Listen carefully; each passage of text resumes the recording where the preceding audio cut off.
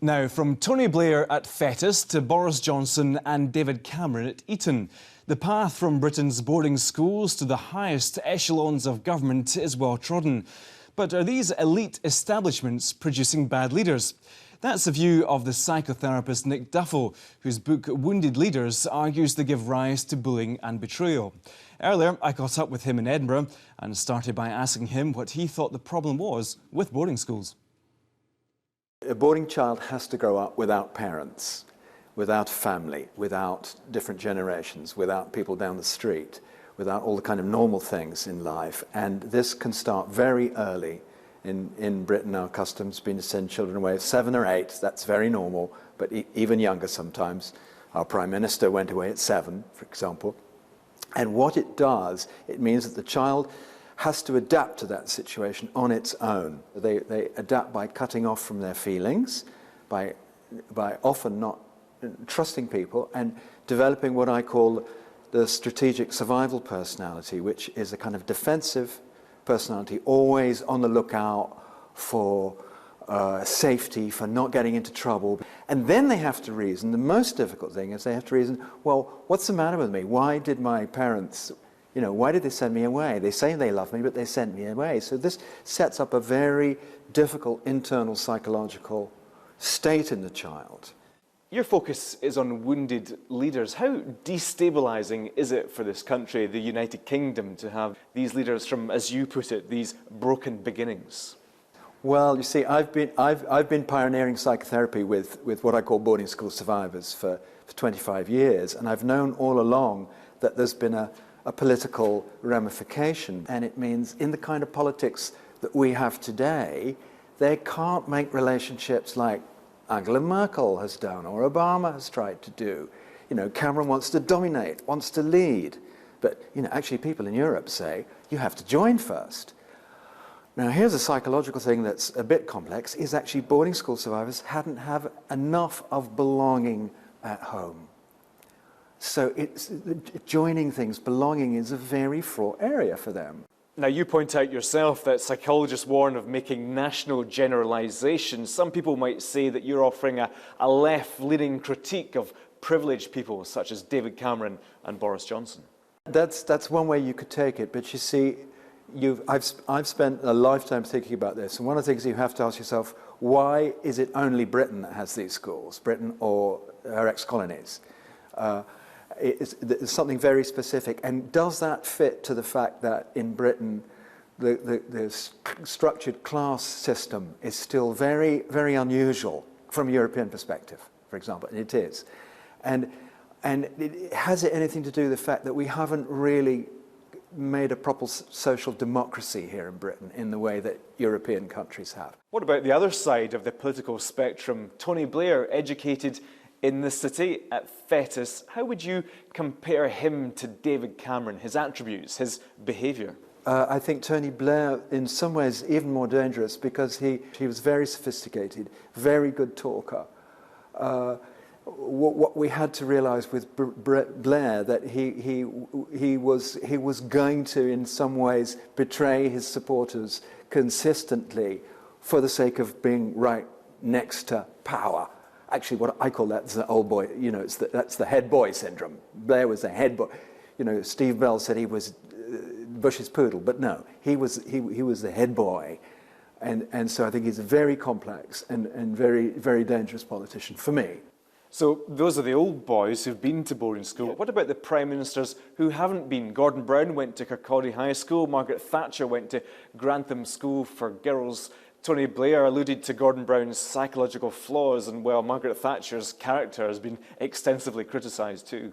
Everyone's a human being. I'm not saying that the only problem is the boarding school. But the thing is, in this top-down society, everyone tries to model themselves on actually this characteristic, and fundamental to that way of being is a difficulty with your own vulnerability. Now that means if you can't really deal at all with your own vulnerability, you cannot actually have an empathic response to the vulnerability of others. And I think that's something that most of us, and certainly here in Scotland, we've actually had enough of, but we haven't really been able to name it properly yet. So, Nick, what's the answer? How do we change this professional cadre of leadership that we seem to have grown in the United Kingdom? So we're saying, actually, we want to stop boarding for young children, and then we take that all the way up to 16, but certainly under 13 we want to stop it. And we would like to make then the facilities of boarding schools more democratic, that it's only those who can afford 30,000 can get these facilities, because this will actually help the whole system, because now it's so polarized between state schools, certainly in England, between state schools and the private sector. So, in a nutshell, you're calling for an end to the current system of boarding schools? I think it has to change. I think we have to change it radically. We have to understand that actually we are not any longer in the 1890s. We're in a situation where actually mothers, for example, count. And if we've got this boarding habit in Britain, and we don't have one single theory of child development that supports it. Finally, there's not such a boarding school culture in Scotland, but there are independent state schools, and pupils who've been there are able to exude confidence. How can state school pupils manage to exude that same level of confidence? Well, I'm not sure that it's possible just to do that, because actually, for me, it's a false defensive confidence. It works up to a point, but then from a certain level, it's actually rather dangerous. Nick Duffell, thank you very much. Thank you.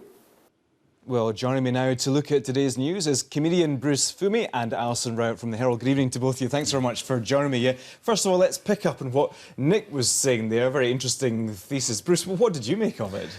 Well, it struck me that, first of all, you've got a lot of Tory leaders that promote family values and so on and so forth, and they themselves haven't grown up in the middle of a family, right? Which begs the question, what's going on in their heads?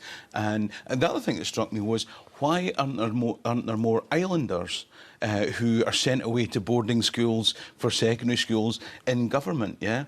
And more to the point, I can understand how these driven people try to get into positions in business or whatever, but ultimately, if we live in a democracy, these guys have to go through selection at constituency level, and then before they ever get to be Prime Minister or whatever, ultimately, somewhere along the line, the public have voted for them. So there's a bigger question about the psyche of people in Britain that are voting for these people rather than their own psychological problems. And Alison, I think Nick was saying that we're also conditioned, we're also used to leaders being like that. But I was pointing out to him that Gordon Brown and Margaret Thatcher, two other well-known leaders, have not been to boarding school, and yet, of course, their psychological character has been well examined. Quite, and it would have been fascinating to know more about what you thought about the Scottish Parliament, because we always think that's a little more meritocratic, it doesn't have so many people that have gone to private schools, but there's still even there a dominance of the traditional professions, the old families, that kind of thing. And Bruce, as I was saying there's not such a huge boarding school tradition in Scotland. There is the independent, a strong independent sector, and those kids often can exude that kind of confidence. How can, as I was asking Nick there, how can state school children have that same level of confidence that they can meet an employer with that strong level of confidence? Well, you can never prepare kids in a state school in the way that they're prepared in a public school. And for a kicker, if your parents have got enough money to send you to a public school, that in itself gives you a level of confidence to deal with the world that if you're brought up in a housing scheme in East End of Glasgow, you're never going to have. Yeah. And Alison, Bruce was saying, well, it's hollow confidence. Sorry, Nick was saying it's hollow confidence. It doesn't mean anything. But if you're sitting there in a job interview, that confidence doesn't press. It does mean a lot. It means that you're able to speak in public. You're able to feel that you're holding your own in company. It gives them an enormous advantage.